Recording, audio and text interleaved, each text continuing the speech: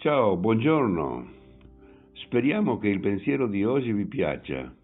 Non dimenticate di lasciarci i vostri commenti.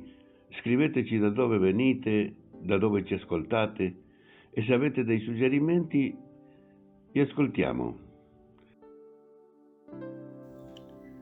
Pensiero del giorno. Lunedì 15 settembre. Cercare chi è lontano. Benevolenza. Volere il bene dell'altro e farsi uno con lui. Accostarlo essendo vuoti completamente di noi stessi, dei nostri interessi, delle nostre idee, dei tanti preconcetti che ci anneviano lo sguardo per addossarci i suoi pesi, le sue necessità, le sue sofferenze, per condividere le sue gioie.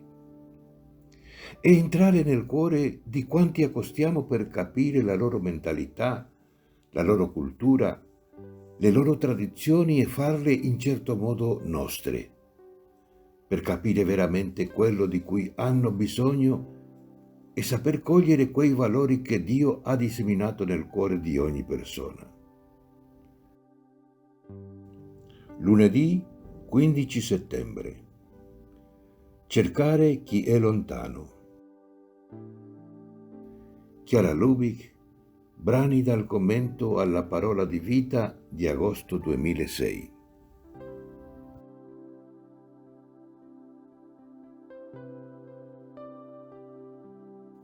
Parola di Vita, settembre 2025. Rallegratevi con me perché ho trovato la mia pecora, quella che si era perduta. Vangelo secondo Luca, capitolo 15, versetto 6.